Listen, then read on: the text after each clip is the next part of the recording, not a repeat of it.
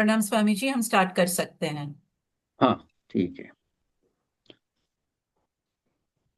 Om.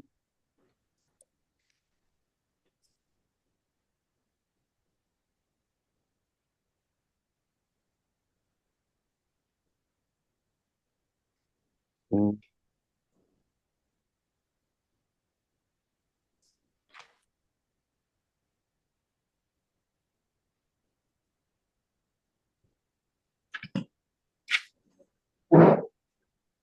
Om.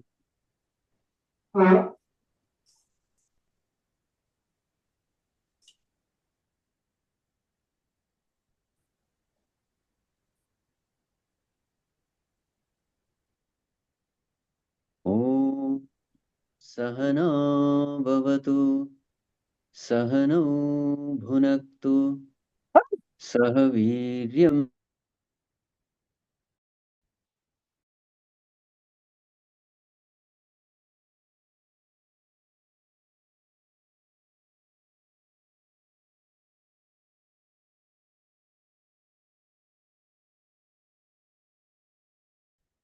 Swami ji please unmute yourself.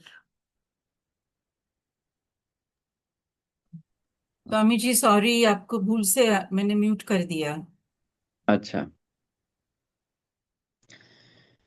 सदा शिवसमारम्भाम् शङ्कराचार्यमध्यमाम् अस्मदाचार्यपर्यन्ताम् वन्दे गुरुपरम्पराम्। श्रुतिस्मृतिपुराणानाम् आलयं करुणालयं नमामि भगवत्पादं शङ्करं लोकशङ्करम्। शङ्करं शङ्कराचार्यं केशवं बादरायणं सूत्रभाष्यकृतौ वन्दे भगवन्तौ पुनः पुनः। समस्तजनकल्याणे निरतं करुणामयं नमामि चिन्मयं देवं सद्गुरुं ब्रह्मविद्वरं, सद्गुरुं ब्रह्मविद्वरम्।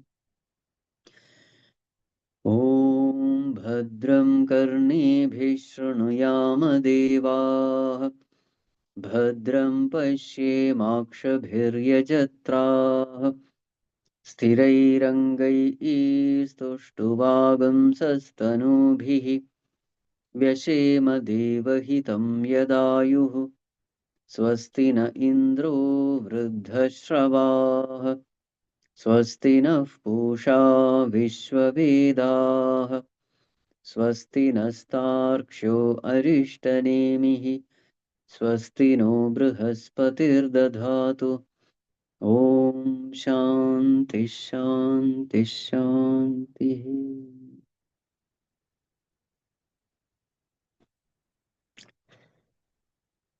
Humble prostrations to one and all present here. So in the last class, we were discussing about this metaphor. Pranavo dhanusharo hyatma brahma tallakshyamuchyate apramattena vedhavyam sharavat tanmayo bhavet. So the bow is pranava, omkara, pranavo dhanu. Sharo hyatma. What is that arrow? Arrow is our own mind. Sharo hyatma. Brahma tallakshyamuchyate.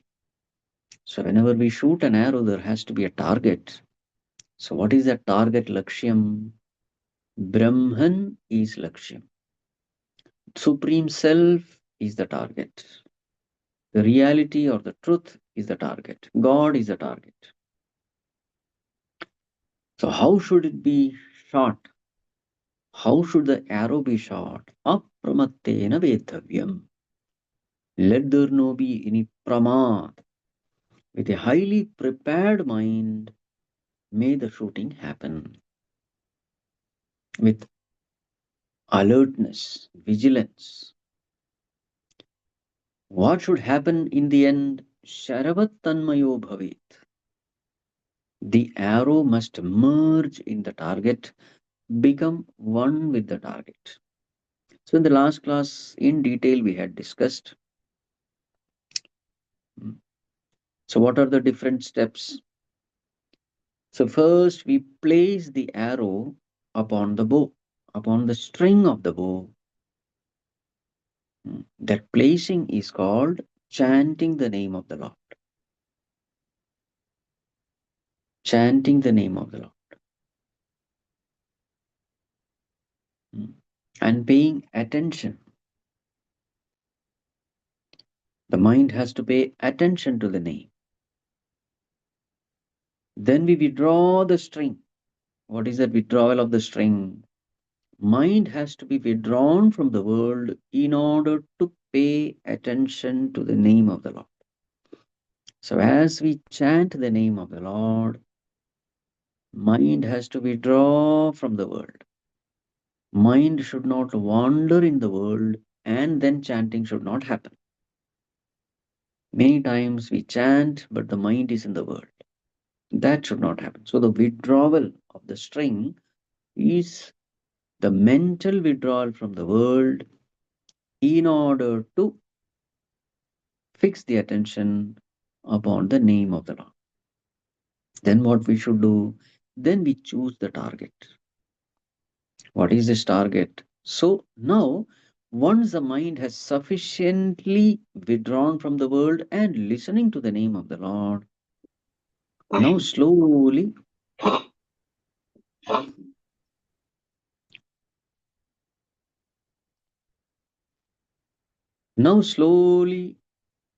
bring the meaning of the name to the mind. That is called as fixing the attention.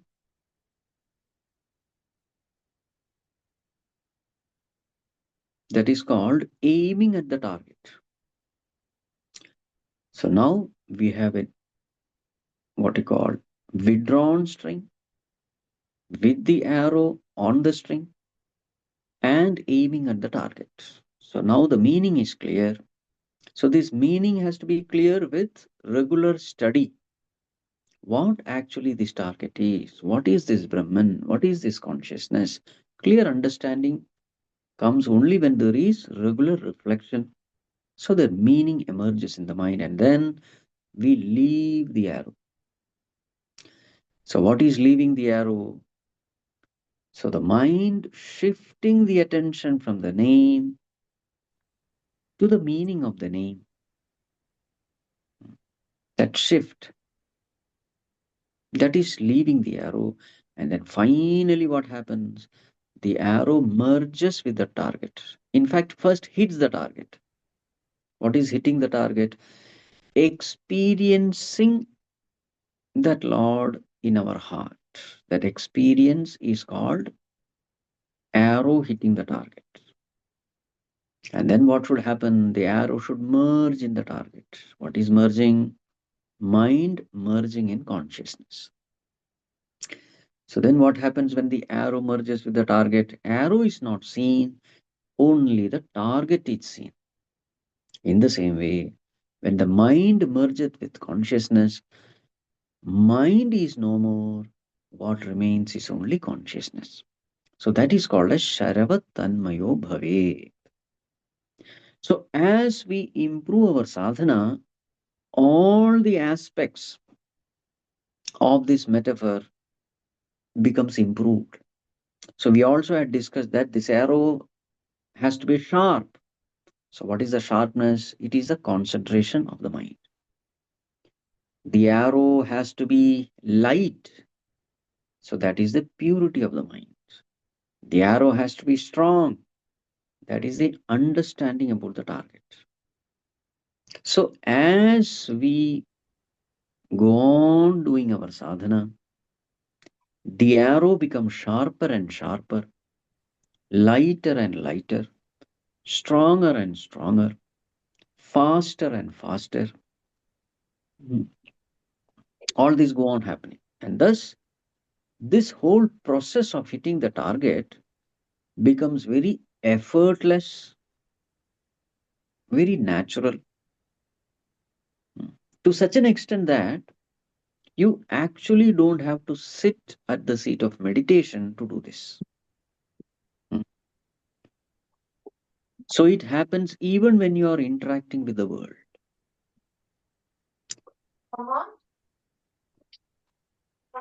क्या है?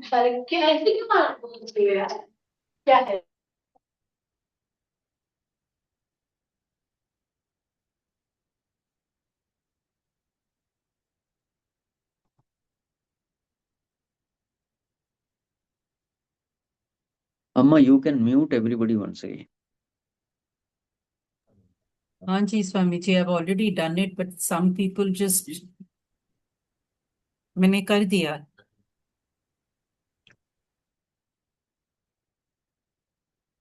These are the people whose arrows are broken and the bow is also broken. Swami ji. And there is no target also.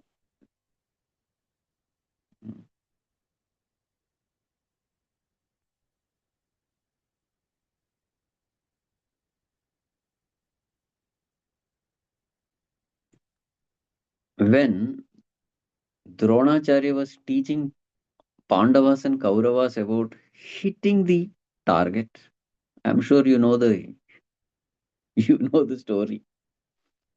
So there was this wooden bird on the tree. So the Dronacharya asked to others other than Arjuna, "What do you see?" "Oh Guru, I see the tree. I see the beautiful sky. The tree is so nice. Leaves are so fresh." Then Dronacharya says, "Enough, you don't have to shoot the arrow." Hmm.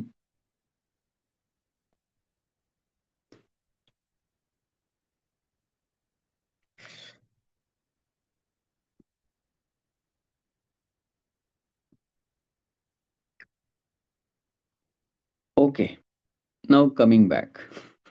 Where were we? Pranavo dhanusharo hyatma brahmatallakshyamuchyate apramattena vedhavyam sharavat tanmayo bhave. So much of preparation we have to do at the mind level. Only then whatever is said will make sense to us. Preparation of the mind, that is the main thing. Target is always available. The bow is also always available. But if the arrow has to reach the target and become one with the target, we have to go on preparing that arrow.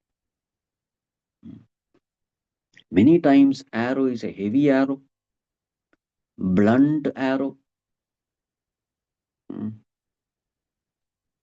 thick arrow. So then where is the question of shooting the arrow? In fact, if you place the arrow on the bow, maybe the bow itself will break. So heavy is the arrow.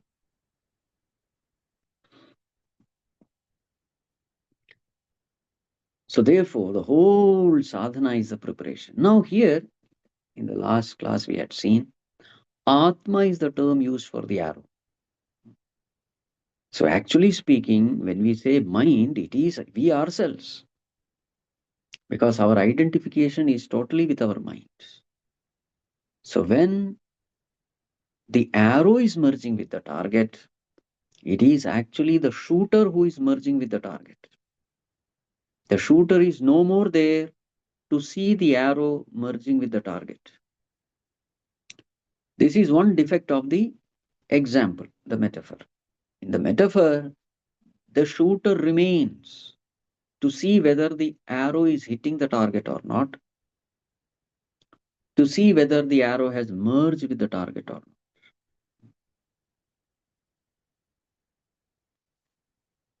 But in this case, the shooter no more remains. That is why the term Atma is used. Jivatma. Jivatma merges with Paramatma. Okay, continuing.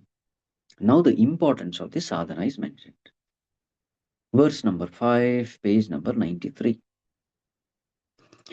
Yasmin Dyav Prithvi Chantariksham Otam Manasah Pranaischa Sarvaihi Tamevaikam Janatha Atmanam Anyavacho Vimunchatha Amritasyesha Setuhu Yasmin Dyav Prithvi Antariksham Cha Otam.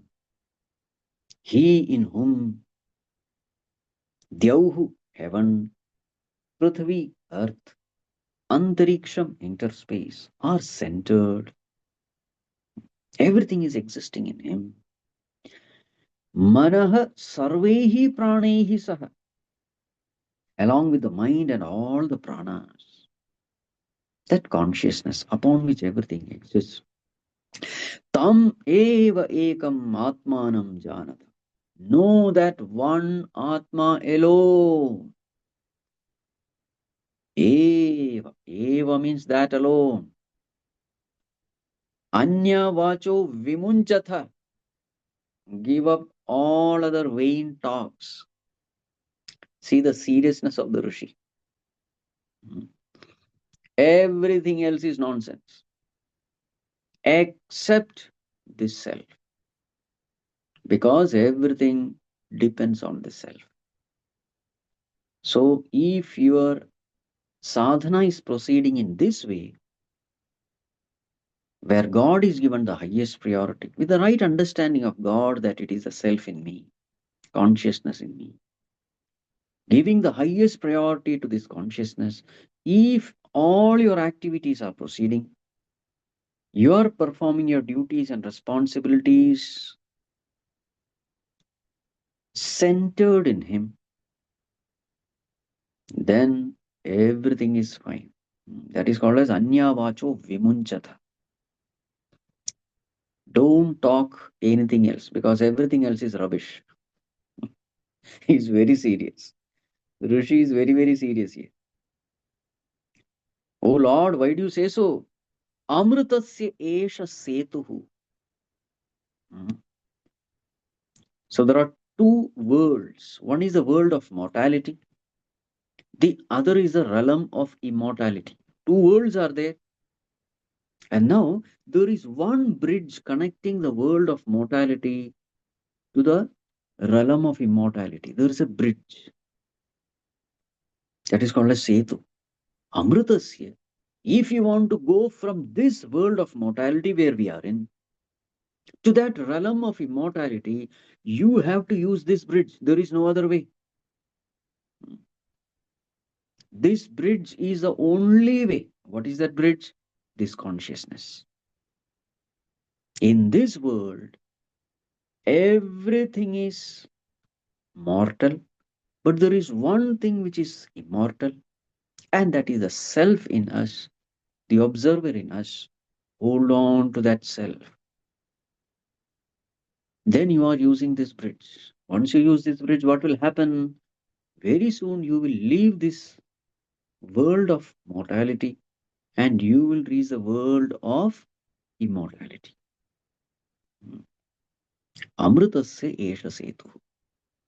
Anything else done in this world of mortality is a waste of time. That is called Anya Vacho Vimunchata. Everything else is a world of waste of time. So either your action must be to purify the mind in this world, or your action must be to seek the self. All action must be done in such a way that mind is prepared to walk this bridge. Then, yes, you are utilizing your time properly. Make use of the world to prepare the mind to transcend the world. This is the whole thing.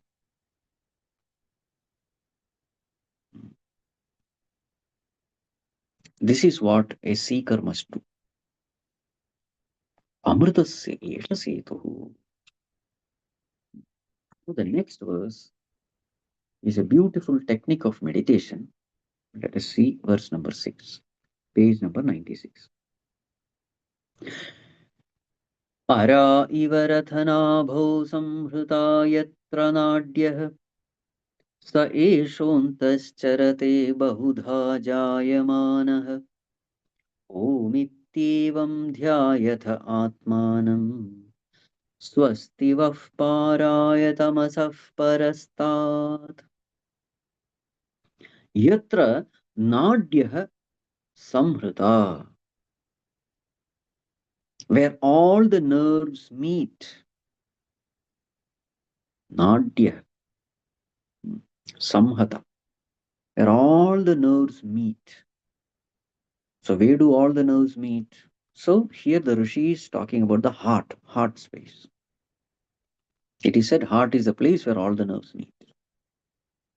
How rathanabhau ara iva. So just like in the chariot wheel, there is a hub in the center, and all those spokes of that chariot wheel, that spokes come and merge at the center point, at the hub. So just like all those spokes come and merge at the center, in the same way, all the nerves all over the body come and merge at the heart space. That heart space, Eshaha Charate, that Supreme Lord, the Lord of the universe, Eshaha Charate, he is moving around there. He can be experienced there. That is the point of experience, because that's where he resides. Eshaha Charate. Bahudha Jayamana. That is where he resides, and he has become manifold, taking many, many forms. Bahudha Jayamana. As born in so many ways, as plants, as birds, as insects, animals. That Lord seated in the heart of all beings, now he has become many. Bahuda Jayamana also means remaining there,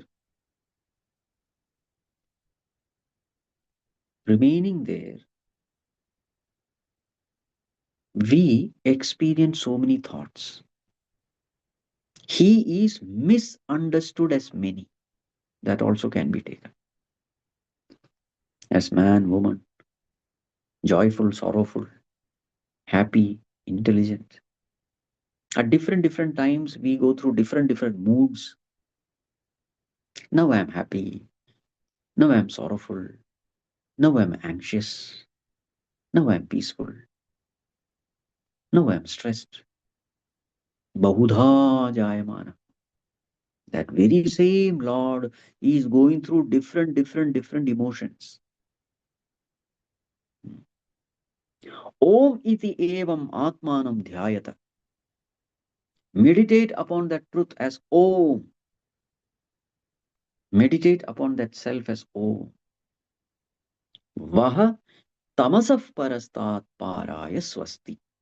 So this is the words of blessing by the teacher. Teaching is almost over. I bless you. Tamasaha parastat.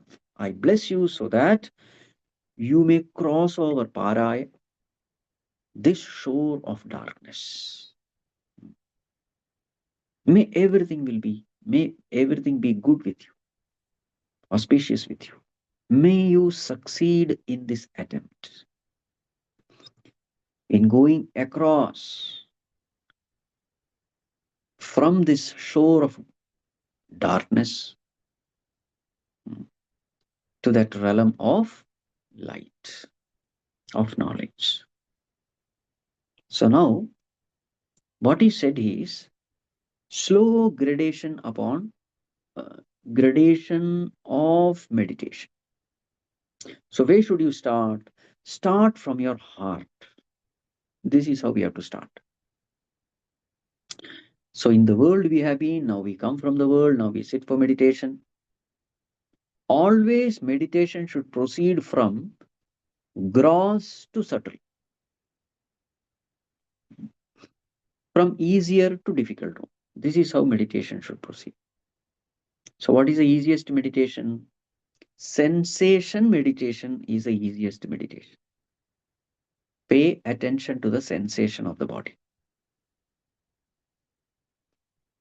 Some physical sensation. For example, breathing. Now here in this verse, what he said is heart. So heartbeat. Start from there. It is very easy to meditate upon heartbeat because it is something which you can physically feel. Withdraw the mind from the world. Pay attention to the heartbeat. Start from there. Slowly, as the mind has settled there, mind has withdrawn from the world. Mind is relatively peaceful. And now it is to a great extent focusing upon this heartbeat.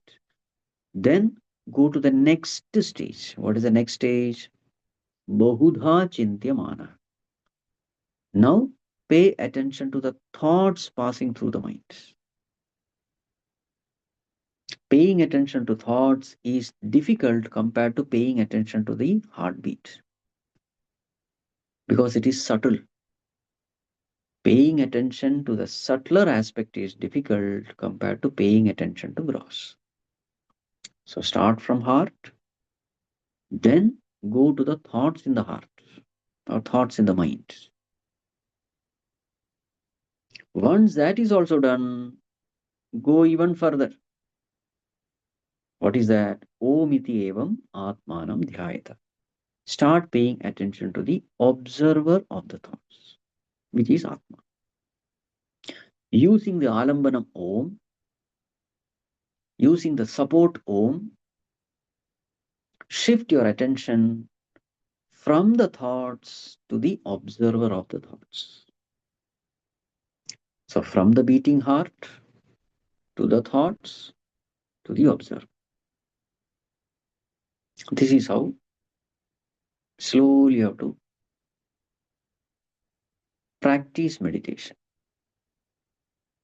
Directly don't try to get into the observer. It is little difficult unless you have really practiced. So this is a meditation technique given. And then blessing is also given. May you succeed in this journey. May you attain that highest state. May you make use of this bridge and reach the other shore. Once again, the glory of the self is pointed out in the next verse, verse number 7, page 98. Yes, sarvajñah sarvavit, yasyesha mahima bhuvi, divye brahmapure heshah, vyomnyatma pratisthitah, manomayah pranashariraneta, प्रतिष्ठितोन्ने हृदयं सन्निधाय तद्विज्ञानेन परिपश्यन्ति धीराः आनन्दरूपममृतं यद्विभाति. Yes, Sarvajñah, Sarvavit. That Lord who is omniscient. Sarvajñah, Sarvavit. Both mean the same actually. Samanyena Sarvam Janati iti Sarvajñah. The one who knows everything in general is Sarvajña. Visheshena Sarvam Veti iti Sarvavit. The one who knows everything in particular is called Sarvavit. This we had discussed earlier also. One who knows everything in general, one who knows everything in particular. So he knows all the beings and he knows everything about each being. Sarvajña Sarvavit. This is his Mahima. Yasya Esha Mahima Bhuvi. In this world, this is the glory of that Lord, that he knows everything. This is his glory. And where is that Bhagavan seated? Yeshaha Atma Divye Vyomni Brahmapure Pratisthitah. This Lord is there. Where? Divye Vyomni, in the divine space of the heart. And that is called as Brahmapuram. Brahmapuram, the city of Brahman. Where does Brahman stay? Where can we meet him? Where can we meet a king? We can meet a king only in his palace, isn't it? Not outside. Outside you can watch only the watchman. You have to go inside. And there are so many layers after layers, layers after layers. Right? You need high contacts. You need to be a VVIP to enter into those layers. Not every Tom, Dick, and Harry will be allowed inside. So then you have to take an appointment also. So meditation time is the appointment time. And then what is the qualification? Preparation of the mind is a qualification. Otherwise, the watchman will kick you out from outside itself. So inside you will go. So many layers are there. Higher officials you meet. Those higher officials will take you, will lead you. And then finally, you reach the sanctum sanctorum of the palace, the court, where the king is seated on the throne, isn't it? On a high pedestal. In the same way, that Bhagavan, where is he seated? Right here in our heart. Now see the tragedy. The king is seated in our heart. Our heart is Brahmapuram, but we have no entry. The possessor of the heart has no entry into the center of the heart. What a tragedy. I am kicked out of my own palace. Can you imagine?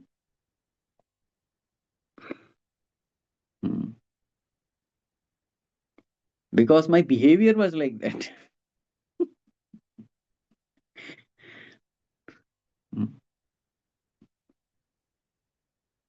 When the son of a king behaves in a very cheap way, not according to the standards of royal lineage, then that son is kicked out. He has no place there. Isn't it? In the same way. Eshaha Atma Divye Vyomni Brahmapure Pratishtitah. And what is that? Lord, Manomaya Prana Sharira Neta. Remaining there. He is the one who is taking care of Prana and Sharira. The body is alive because of him. The pranas are functioning so beautifully well, efficiently well. Prana, Apana, Vyana, Udana, Samana. They're all functioning day in, day out, 24/7.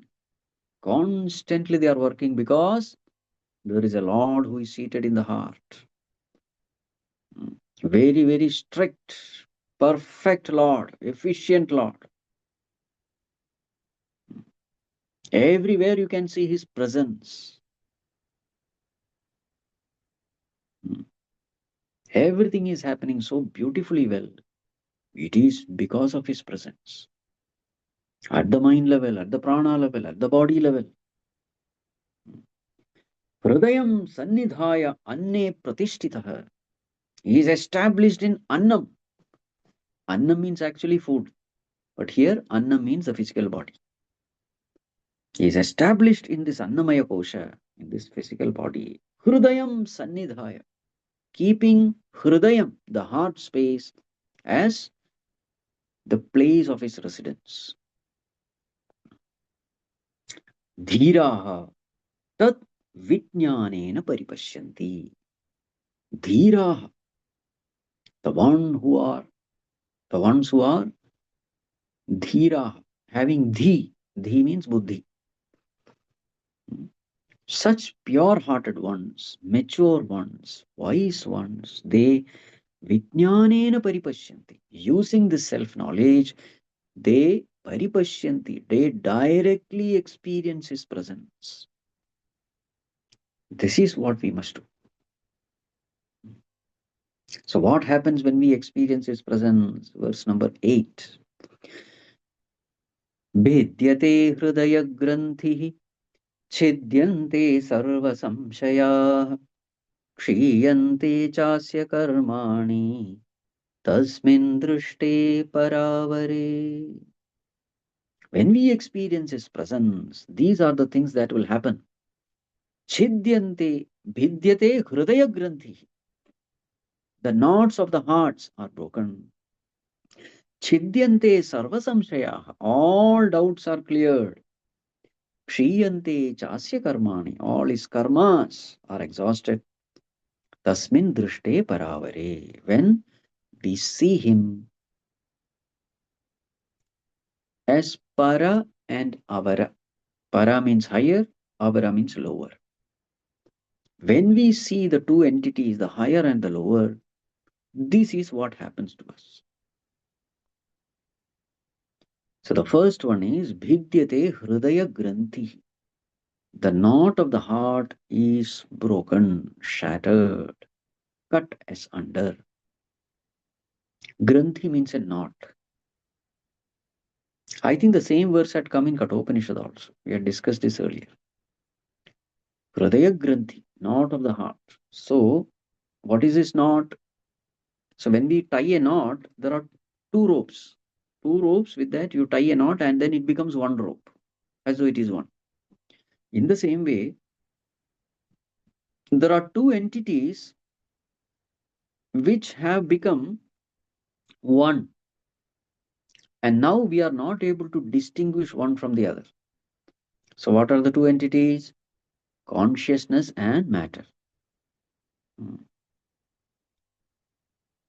And now what has happened is the two entities have come together and the property of one is superimposed upon the other.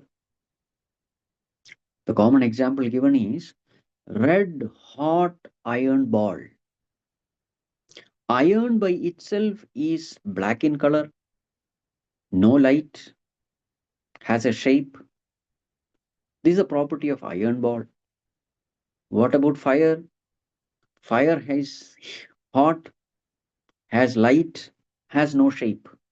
Now, when both of them come together, it appears as though fire is round in shape and iron ball is hot and with light.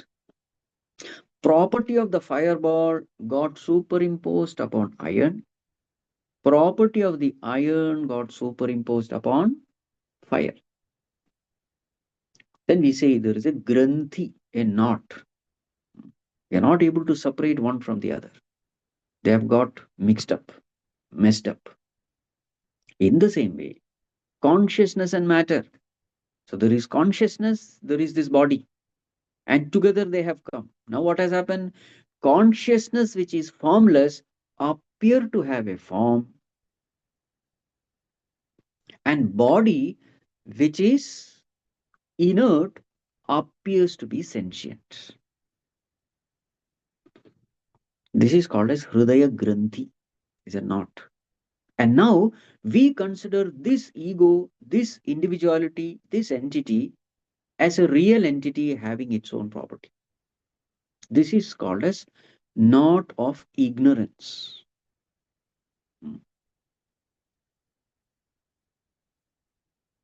It is a knot of ignorance. This is called as Hridaya Granthi. And our entire life is based upon this knot of ignorance. I am so and so. All those, what you call, imaginations, hopes, expectation, desires, heartbreaks, everything is for this heart Granthi, Hridaya Granthi. So what happens when you do this meditation? This Granthi is gone. You see things as it is. So what do you see? I am pure consciousness which has nothing to do with this body. So you have separated the two. Today body is there, tomorrow body is not there. I am the observer, which has nothing to do with this body. This is just a, what you call, a sheath. Sheath is different from the content in the sheath, like sword. Sword is not the sheath. They are two different things. It is just an instrument. The moment this separation happens, so this happens with meditation, the meditation which we have discussed now. So when that arrow merges with the target, what is the meaning? I come to know that I am consciousness. Everything else is an observed entity. Everything else is an object, and object cannot be the subject. This clear understanding is called Hridaya Granthi Bhedana. And once that happens, the ego is gone. Because for the ego to exist, this knot has to be there. These two have to combine together. Only then ego can exist. Now you have separated the two entities. Now where is the ego? There is no ego now. All the doubts belong to the ego. Doubts about the world, doubts about myself, about the creation, all the doubts belong to the ego. Now the ego has gone. So therefore, chidyante sarva samshaya. All doubts also gone. Doubter is gone. Therefore, the doubts are also gone. The moment the dreamer is dead, when we wake up, who is dead? Dreamer is dead. Now, what about the confusions of the dreamer? That also go away. Chidyante sarva samshaya. All the doubts of the dream go away. The moment we wake up. Waking up means what? Killing the dreamer. How did you kill the dreamer? By knowing that I am the waker. Now, kshiyante chasya karmani. All the karmas of the dreamer. What happens to those karmas? He did a terrible crime in the dream, and the police, they are chasing him. And you wake up. Kshiyante chasya karmani. Karma is there only when the ego is there. Sanchita karma. All those karmas, all those karmas are there. Sanchita prarabdha agami karmas. All those karmas are there only when the ego is there. The moment ego is dead, all the karmas are also gone. Finished. Tasmin drushte paravare. So what is important is drushti, vision, understanding, knowledge. Knowledge of what? Para and avara. Higher and lower. Consciousness is the higher, matter is the lower. Once you have clearly understood this, that these two can never combine together. One is real, the other is illusion. How can real and illusion combine? Combination is just not possible. One is light, the other is darkness. How can they combine? Not possible.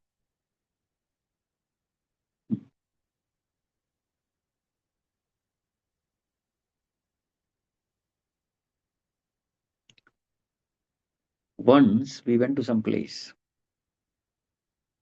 and then we found a cave there. It was a man-made cave. The entrance of that cave was a very narrow entrance, very narrow. No human being can go inside. But we saw that inside that cave there was a man sitting there. So all of us, we started wondering, how did this man go there? Because just not possible with that entrance to go. We are all discussing how he could have gone there. And then the person there said, "Sir, please watch carefully." Then we paid attention and found that there was no man, there was only a painting there.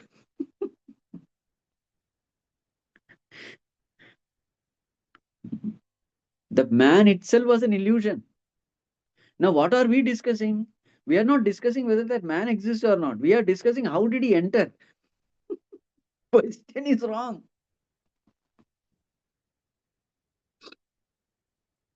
In the same way, all our stupid anxieties, worries, hopes, expectations, planning, wool gathering, imagination, that entity itself is not there. Assuming that that entity is there, we have all the mental garbage. So what is the Upanishad saying? Try to find out who you are. Instead of fulfilling the desires of that entity, find out whether that entity exists or not.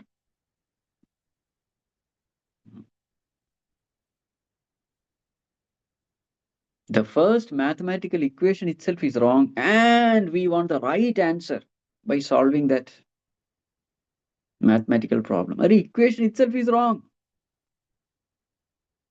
How will you land up in the right answer? That entity who is desiring itself is an illusory entity. Our whole life is going in that direction. Moghasha, mogha karmana, mogha jnana vichetasa, rakshasim asurim chaiva, prakritim mohinim shrita. Mogha asha, vain hopes. Mogha karmana, vain actions. Mogha jnana, vain knowledge. Vichetasa.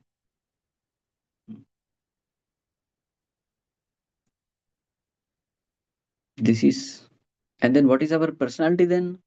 Rakshasim asurim, very selfish, self-centered, indulgent, extroverted personalities we become. On the other hand, Mahatmanastu mam partha devim prakritimashritah bhajanti ananya manasah jnatva bhutadim avyayam. On the other hand, Mahatmas, what do they do? Bhajanti ananya manasa. Single pointed. They worship me because they know I am the very source of everything. You see, what a huge difference this knowledge makes. The purpose of life itself is changed.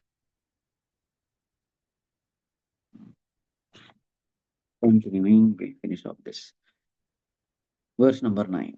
Hiranmaye pare koshe virajam brahma nishkalam tachubhram jyotisham jyotihi tadyat atmavido viduhu. This Brahman, which is virajam, stainless, nishkalam, indivisible, shubhram, pure, jyotisham jyotihi, light of all lights, hiranmaye pare koshe. It is there residing in the deepest of our sheets. Annamaya, Pranamaya, Manomaya, Vijnanamaya, Anandamaya Kosha, Panchakoshas. It is there, covered by these sheets as though. But actually it is not covered. It is only ignored. That ignoring is called covering. Nobody can cover consciousness.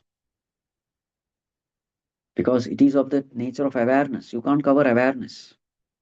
But yes, in the light of awareness, you can get distracted by so many things. That distraction is called covering. Kosha. Yattat atmavidaha viduhu. Knower of the self knows this. This is the one thing to be known. This is the one thing to be focused, to be prioritized. So this Jyotisham Jyoti is explained further. Very famous verse. I'm sure all of you know it. The 10th one. Na tatra suryo bhati na chandra tarakam nema vidyuto bhanti kutoyam agnihi tameva bhantam anubhati sarvam tasya bhasa sarvamidam vibhati. That light of consciousness, sun cannot illumine. Na tatra suryaha bhati. Na chandra tarakam, moon, stars cannot illuminate. Na ima vidyutah, not these flashes of lightning. Kutaha ayam agnihi. Then what to talk of this agni with which they do arati? What to talk of this fire? Fire cannot illumine that consciousness. In fact, tameva bhantam anubhati sarva. It is consciousness which is illumining all these sources of light. Tasya bhasa sarvamidam vibhati. In its presence, everything is illumined. Pay attention to that consciousness. The last one. Brahmaivedamamrutam purastat Brahma paschat Brahma dakshinastashchottareణ adhaschordhvam cha prasrutam Brahmaivedam vishwamidam varishtham. That Brahman alone is there everywhere. Brahma eva idam. The whole creation, whatever you see, is none other than this Brahman. Brahma Purastad, it is in the front. Brahma Paschat, it is behind. Brahma Dakshinaha, it is in the right. Brahma Uttaraha, it is in the left. Adhascha Urdhvam cha Prasrutam, it is there spread above and below.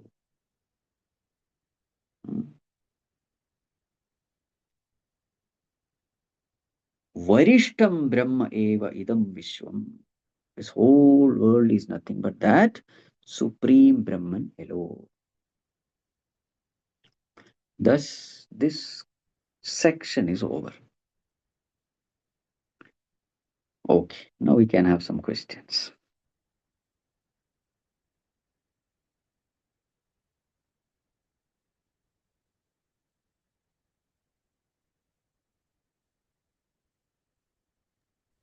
Okay, so whoever wants to ask a question, please raise your hand. Swamiji will see it.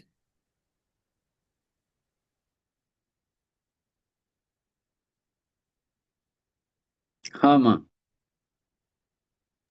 Hari Om Swamiji. Ah. So, Swamiji, you were at a high. You were talking. This is when we started.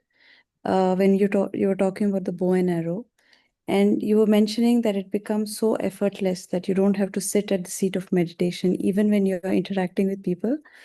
And then we stopped.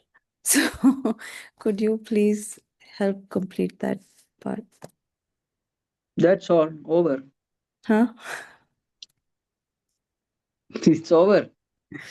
There is nothing more to say. With practice, everything becomes effortless. That's the point. Now it becomes difficult because our practice was in the opposite direction till now.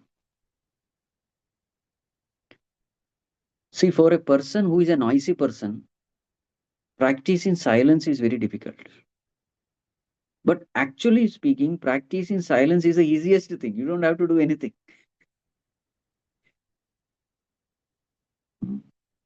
In the same way, actually, all these things are very effortless because it is natural to us. It is our nature. Going towards our nature should be very, very easy because that is our nature. But we find it difficult because our movement has been always opposite. That which is not our nature has become our nature now.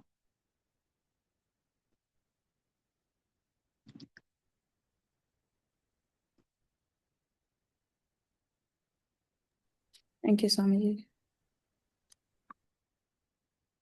Yes. Nidhi ji, Nidhi. बोलिए.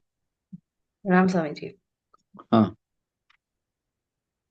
Swamiji, do we get an understanding as to how many lifetimes does this kind of a conversation or even topic of discussion becomes relevant for a person? I understand in a very new time when we are just arriving into the being space, it will not be, it'll this conversation will not make sense. Do we have an understanding from the Upanishads that a certain number of lifetimes a person goes through? Or is there a count of how many human lives would a person have overall within which this understanding starts to make sense? No, it is all kept secret so that nobody is jealous of anybody else. Yeah, it'll be secret for everybody See, else. Bhagwan, it is compassion of Bhagwan. Suppose I come to know that I am 1,000 births behind somebody. Okay. Just imagine my misery. Yeah. So therefore, everything is kept silent so that everything is kept here so that everybody feels that, oh, I am on the top of the world. That is a compassion of the Lord. The most evolved one has to become the most humble, has to become a nobody. No show off allowed here. The higher you go, the more ordinary you should become, the more simple you should become. And it is very easy to miss a simple person.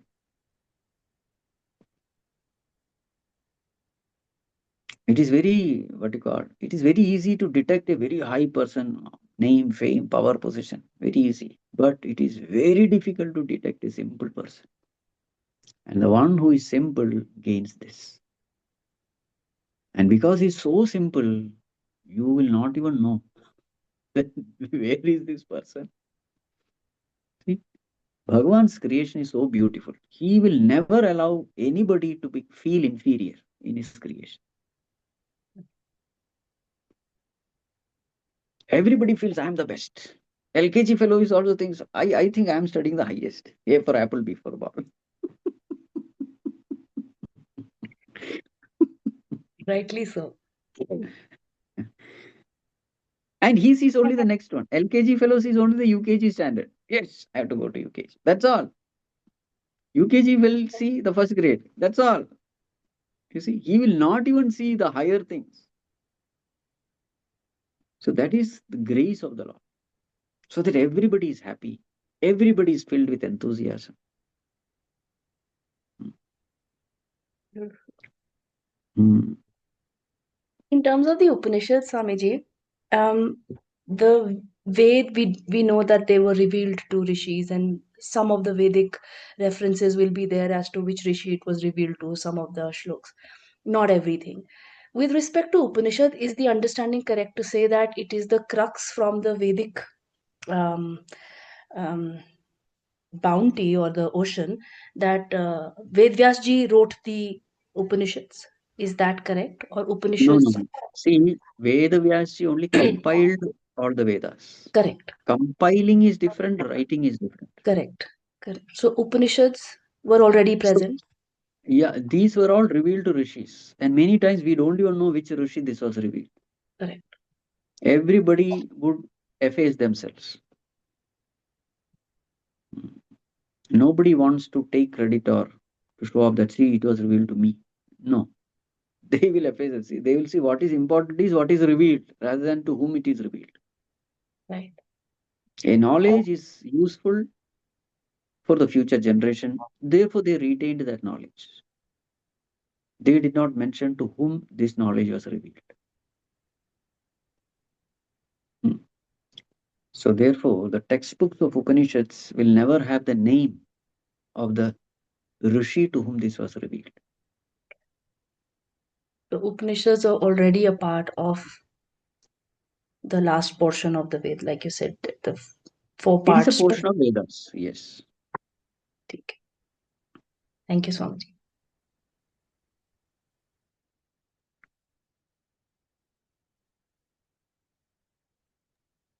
Anyone else?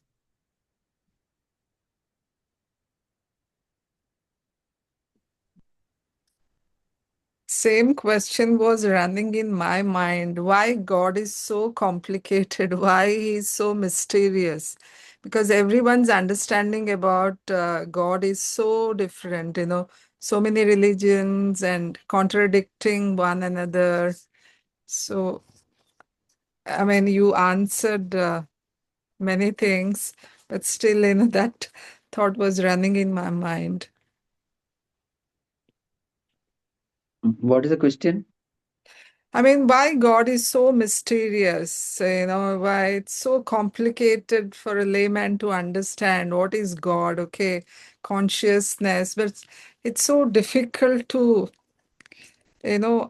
understand for a common person.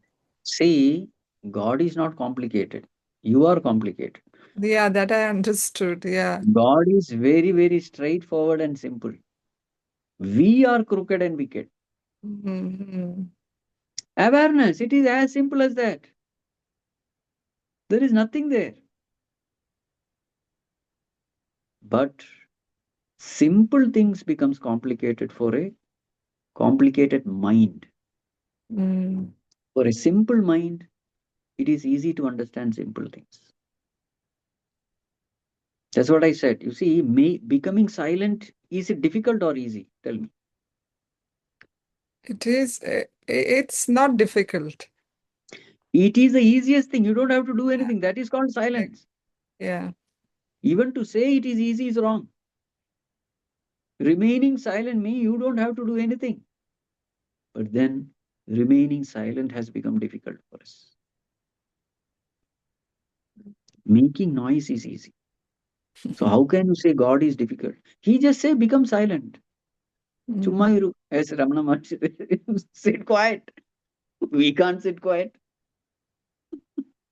So who is complicated? God is complicated or we are complicated?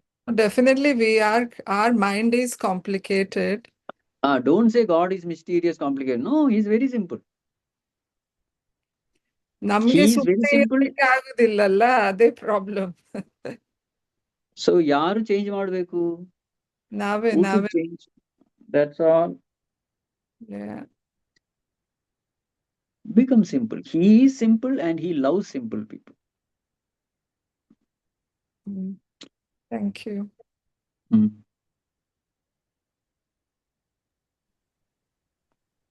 Anybody else?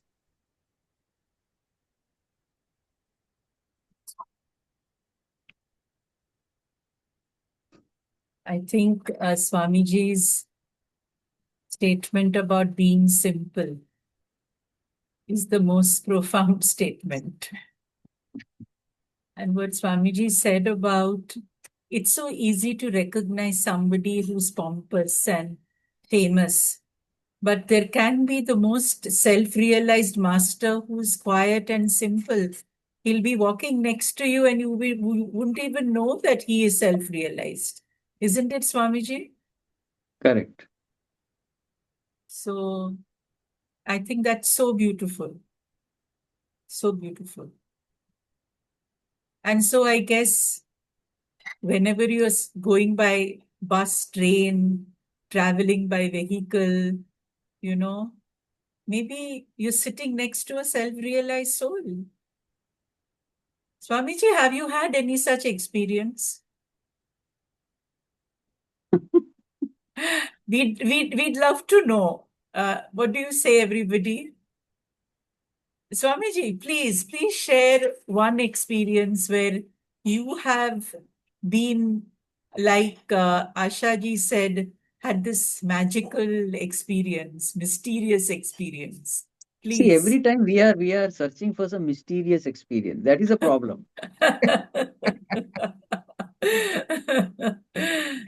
That is the layman, Swamiji. But please share any one interesting experience you have had. I did not have any experience. I am a simple person.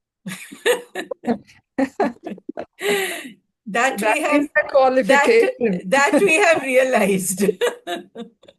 That we have realized that you are the simplest person, and we are fortunate to be under your care and shelter. But Ma'am, Swamiji, you just said we are realized beings. no, I said we have realized that you're the simplest person. But Swamiji, any interesting experience of yours? Anything? See, somewhere at the back of the mind, we want to say that if a person is realized, he must be able to predict the future. He must be able to read the mind. He must do something which is extraordinary, something which is out of the world. Somewhere we have that, that is our, what do you call? Belief. The measuring scale. Belief. Measuring scale. Hey, Swamiji, have you ever met somebody who I has... don't know. Now, How did you know? This is what happens with a person who's close to self-realization. Don't answer only. So Swamiji is like that. Swamiji? Kuch bhi. What should I say? No, I did not have any such experience. That's what I'm saying. I don't have any such experience. have you Ma'am, ever, what I think, Swamiji, have you ever met somebody who has actually surprised you? In what? See, they will never Just surprise you. That's the problem with realized people. ma'am, I They think, will. आपसे I कुछ भी think, बुलवाना मुश्किल है. We are waiting for some surprise. I think it is going to be that if one of us are traveling, or one of somebody known to us is traveling, and the co-passenger is Swamiji, in his softness, quietness, would not speak much, and then somebody who we know, and then we speak about him, we say, "Oh my God, I met him. Oh, that's I think that's going to happen for our side." चलो And ठीक है. while in the Upanishad study, we are understanding to let go of ego. The हाँ. moment there is an acknowledgement of an experience, will probably be a point of ego coming up and saying that yeah I have met, or so Swamiji is living what he is teaching. So thank you, Swamiji, for the perfect understanding of this study. Swami ji से बुलवाना सबसे मुश्किल काम है. And that is, and that, Manisha, like you rightly said, that's our biggest learning. Yeah. Yes. So thank you, Swamiji. Pranam, for all that you are and all that you teach us. Thank you so much again. So we'll have the last shloka, ending, Closing prayer. closing. ॐ सर्वे भवन्तु सुखिनः सर्वे सन्तु निरामयाः सर्वे भद्राणि पश्यन्तु मा कश्चित् दुःखभाग् भवेत् असतो मा सद्गमय तमसो मा ज्योतिर्गमय मृत्योर्मा अमृतं गमय ॐ पूर्णमदः पूर्णमिदं पूर्णात् पूर्णमुदच्यते पूर्णस्य पूर्णमादाय पूर्णमेवावशिष्यते ॐ शान्तिः शान्तिः शान्तिः हरिः ॐ श्रीगुरुभ्यो नमः हरिः ॐ Pranam, Swamiji. Thank you, everybody. Hari Om Swamiji. Thank you. Hari Om